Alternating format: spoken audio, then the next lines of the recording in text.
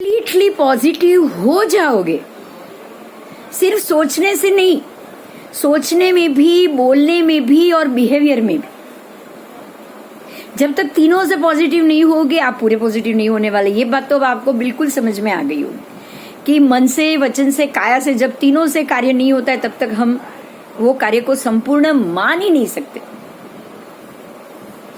तो मेरा वर्तमान में ही रहना, मेरे आसपास के लोगों से बिल्कुल अच्छी तरह से प्रेम करना, बहुत प्रेम से रहना। प्रेम मतलब वो प्रेम नहीं जो लोग करते हैं, जो यंग जनरेशन करते हैं, उस प्रेम की बात मैं नहीं कर रही। एक दिल से दूसरे दिल का तालमेल मिलना ही प्रेम है। मेरे दिल में आपके लिए अहोभाव सद्भाव जागना ही प्रेम है। जैसे भगवान और उनकी मूर्ति और उनकी हाजिरी से हम प्रेम करते हैं ना, क्योंकि हमारा उनसे बहुत लगाव है। ऐसे ही हमारे आसपास की व्यक्तियों से भी हमारा उतना ही लगाव। तो हमें उन सब से भी भगवान जैसा ही प्रेम करना चाहिए, करना ही चाहिए। हमारे खुद के बच्चे या हमारे संतान या हमारे पौत्र पपौत्र से भी हमें उतना ही प्रेम, क्योंकि वो हमारे शरीर का हिस्सा है। तो उन सबके द्वारा बोली हुई किसी भी बात का बुरा वर्तमान में ही निकाल देना है आपको। आज तक उसको, कल तक उसको लेके ही नहीं जाना। आज बात हुई, अगर बच्चे ने बोल दिया अभी आपको नहीं समझ में आ रहा है, आपका बेटा अगर ये बोल देना कि आपके 9 साल या 10 साल के बच्चे को मम्मी आप ऐसा मत सिखाओ, आप गलत सिखा रहे हो, स्कूल में कुछ भी गलत बोल के आएगी, आप अपनी नॉलेज उनको मत दो, ऐसा बोल देते हैं ना, बोलते हैं बच्चे, बोल देते हैं। आपको एक ही जवाब देना है, ठीक है मेरी जो समझ में आ रहा है वो मैंने बताया, अब उसकी समझ में होगा ज्यादा, वो उसको डबल पॉजिटिव करके वो आप अभी तू बता दे, तुझे ज्यादा पता है ना, तू बता दे, वो तेरे से भी सीख लेगी, वो मेरे से भी सीख लेगी। इतना तो जवाब आप दे सकते हो ना। या फिर बुरा मान के हम कमरे में बैठ जाएंगे, क्या करेंगे अब आगे? क्योंकि बच्चे और बच्चों के बच्चे तो सबके घर में होंगे, और मैं जो ये कह रही हूं वो सबके साथ ऐसा बिहेवियर भी होता होगा, होता ही होगा, क्योंकि ये तो जनरेशन गैप है। हर एक जनरेशन में ये चीज आनी ही आनी।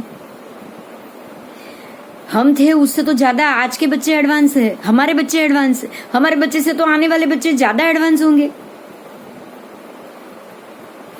इसीलिए वर्तमान शब्द को हमें कभी भी नहीं भूलना है।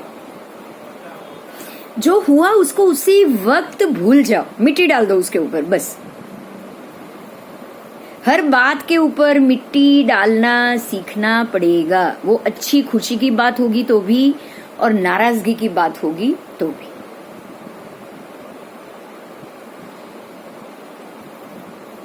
और जैसे हर समय जो बड़े बड़े महान क्रिकेटरों ने जैसे खेल को खेला था ना, आज मुझे आपको क्रिकेट का एग्जाम्पल देना ही देना था। और ये टॉपिक भी ऐसा था कि आप बहुत अच्छे से समझ पाओ, क्योंकि ऐसी ऐसी कंडीशन में जब कपिल देव ने वर्ल्ड कप जीता था ना, आज से पहली बार, और वो भी सिर्फ 150 रन में उसने वेस्ट इंडीज की टीम को 180 या 150 रन में ऑल आउट किया था शायद। 150 से ज्यादा उस वेस्ट इंडीज को वो रन नहीं करवा पाए थे, और 183 ही रन हम करके बैठे थे। इम्पॉसिबल लग रहा था, और कभी भी वर्ल्ड कप नहीं मिला था उस वक्त इंडिया के खाते में, पहला वर्ल्ड कप जा रहा है। आप समझ रहे हो, उस वक्त बॉलिंग करते वक्त कपिल देव कैप्टन भी और कपिल देव ओपनिंग बॉलर भी, उसने क्या सोचा होगा? कपिल देव के ये शब्द है कि हम लोग कुछ नहीं सोचते उस वक्त, हम लोग कोई प्लानिंग नहीं करते, हम लोग वही देखते कि every ball, each and every, मेरा बॉल ऐसा जाना चाहिए कि सामने वाला रन ही ना कर पाए। मेरे एवरी बॉल में ऐसा सोच के फेंकू कि या वो आउट हो जाए या वो कंफ्यूज हो जाए कि मैं कैसे खोलूं। हम यही सोच के मैदान में उतरते, हम ये नहीं सोचते कि अगर हम नहीं जीत पाए तो हम नहीं, वो उनके दिमाग में वो फोकस होता ही नहीं है। वो होता ही नहीं।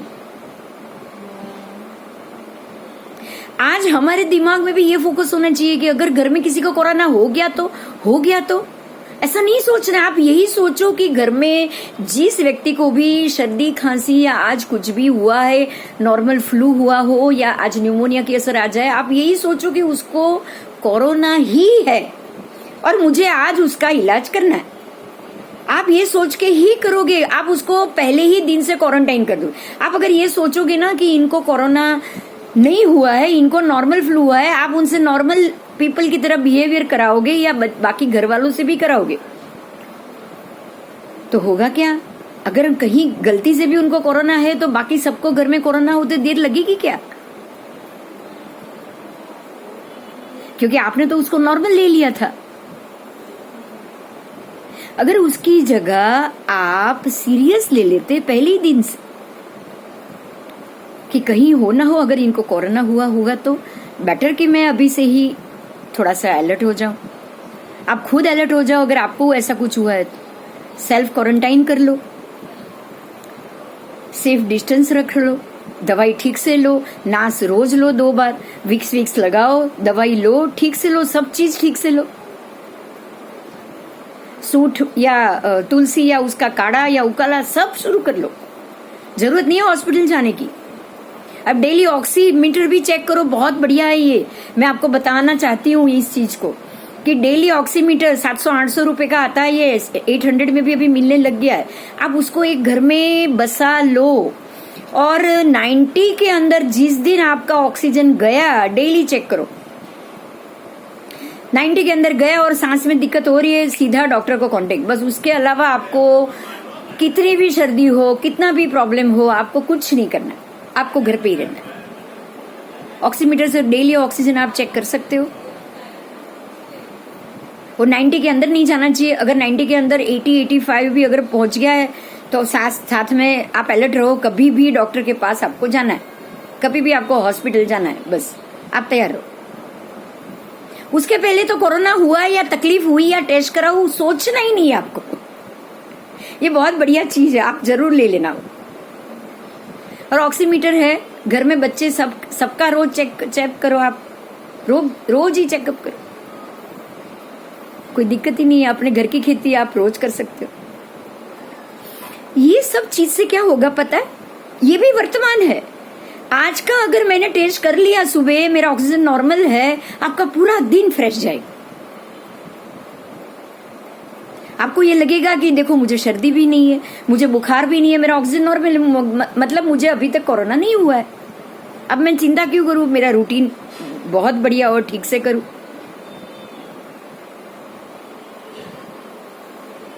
इस तरह से अगर हम वर्तमान में जिएंगे ना तो मुझे कल क्या होगा उसकी चिंता बिल्कुल नहीं खाएगी। ना मेरे दिमाग में कल का स्ट्रेस आ सकता है, ना मेरे दिमाग में कल के लिए रोना आ सकता है। और मुझे पता है कि थोड़ा सा एक बुखार तक है, 2 बुखार तक गया, सर्दी है और मेरा ऑक्सीमीटर मुझे 90 बता रहा है, मैं तुरंत अलर्ट हो जाऊं, 2-3 बार सांस मेरा लंग्स क्लीन करूं, प्राणायाम करूं। प्राणायाम से तो लंग्स क्लीन होते ही होते। 1 घंटे के अंदर आपका ऑक्सीमीटर ऑक्सीजन सीधा 90 से 94 बताना शुरू कर लेगा। ये भी मैं बता देती हूँ। अनुलोम विलोम से वो 3 घंटे के अंदर 90 से ऑक्सीजन 94 बताएगा ही बताएगा डेफिनेटली, अगर आपने ठीक से अनुलोम विलोम किया तो। आपका अनुलोम विलोम ठीक से होना चाहिए। लास्ट टाइम हमने किया था और मैंने इंस्ट्रक्शन भी दिया था। चाहे तो आज लग रहा है कि कुछ लोग ज्यादा है जिन्होंने लास्ट क्लास अटेंड नहीं किया हुआ है, उनको मैं आज वो वीडियो भेज दूंगी। पर आपको ये समझना है कि ये अनुलोम विलोम का प्रोसेस, ये मेरा ऑक्सीमीटर का प्रोसेस, मेरा ऑक्सीजन कम नहीं हुआ है, इस बात की सिर्फ भनक ही आपको समझ में भी आ गया ना कि आज आपके साथ सुबह से ही कि मेरे साथ ये कुछ नहीं हुआ है, आपका पूरा दिन इतना बढ़िया जाएगा, एकदम फ्रेश, बिल्कुल टेंशनलेस। तो ये सारी चीज है वर्तमान, ये सिर्फ आज है। मुझे आज सुबह उठ के क्या क्या काम करना है आज जो हुआ है उसका हिसाब मुझे रात को ही खत्म कर देना। रात को 10 मिनट सोने से पहले मैं इतना सोचूंगा कि आज पूरा दिन में क्या हुआ, अगर कुछ गलत हुआ तो ये नहीं होना चाहिए, कल से मुझे इस चीज के लिए ज्यादा अलर्ट रहना पड़ेगा। थोड़ा सा ध्यान में हम इसके लिए डिस्कस करेंगे, ठीक है? ठीक है, हम ध्यान में जरूर इसके लिए डिस्कस करेंगे कि रात को बैठ के हमें पूरे हमारे दिनचर्या में से क्या क्या सोचना चाहिए।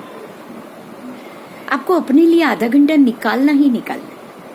इसको स्वाध्याय कहा जाता है। स्वाध्याय का अर्थ समझो। स्वाध्याय एक संधि है, उसको छोड़ना पड़ेगा, संस्कृत शब्द है ये। स्वाध्याय, स्व अध्याय, स्व का अध्ययन करना। मैं खुद मेरी रूटीन का, मेरा डेली, स्वाध्याय का मतलब ये नहीं कि मुझे जो है उसको पढ़ना है, मेरी पढ़ाई स्वाध्याय है, ये गलत है। स्वाध्याय का अर्थ है स्व का अध्ययन करना। मेरी कोशिशें कहाँ तक कामयाब गई, सुबह से मेरे शाम तक के काम या मेरे कर्म कितने अधूरे रहे, कितने पूरे करने बाकी थे, मैंने कितना नहीं किया, आज मैंने कहाँ कहाँ गुस्सा किया, मैंने क्यों किया, वो मुझे क्यों नहीं करना चाहिए। अगर मैंने आज गलती कर दी है तो वो गलती का मौका दोबारा न आए, ऐसा मैं क्या करूं, ये मेरा स्व का अध्ययन है। और ये ध्यान का प्रोसेस है, ये कंप्लीटली ध्यान है। आपको रात में सोने से पहले 10 मिनट 15 मिनट ध्यान करते वक्त पूरे दिन का आपको अध्ययन करना ही चाहिए। सोने से पहले ये सब सोचा जाता है और यही आपके सक्सेस की सीढ़ी होती है। सबसे पहली सीढ़ी मेरी सक्सेस की यही कि मैंने आज क्या क्या, ऑफिस में भी क्या क्या काम मुझे जो करना था वो मैंने किए, नहीं किए तो कल मुझे जो आज नहीं किए उसको मुझे कल की लिस्ट में सबसे पहले रखना चाहिए। ये भी स्वाध्याय ही हो गया। अगर आप पूरे दिन के कार्य का अध्ययन करोगे तो सबसे पहले ये लिस्ट तो आना ही आना है कि आज मेरे कौन से काम छूट गए। तो ये स्व अध्ययन से आपके ऑफिस के कार्यों में भी आपके अलर्ट बढ़ेगी, आपके घर के कार्यों में भी अलर्ट बढ़ेगी, आपके पॉजिटिविटी में भी अलर्ट बढ़ेगी, आपकी पूरी सिस्टम बदल जाएगी।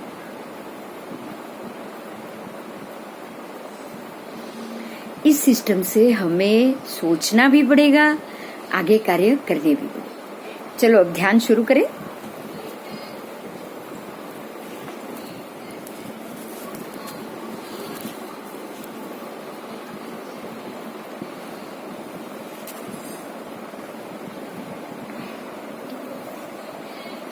आज ध्यान में कल की तरह प्राणायाम 5-5 अभी हम रोज ही करेंगे। तो बीच में से ही ध्यान से पहले प्राणायाम करेंगे, उसके बाद हम भ्रामरी करेंगे, ठीक है?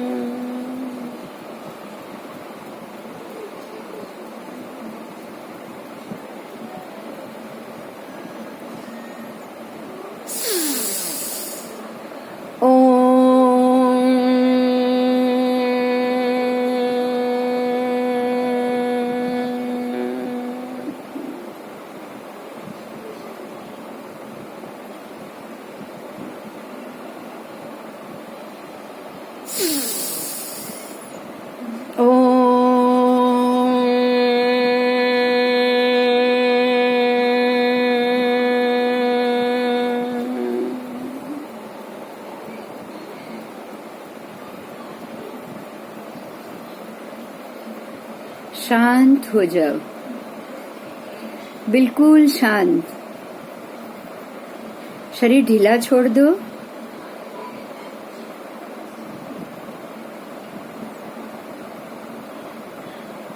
आपकी आंखें दो भ्रमर के बीच में, दृष्टि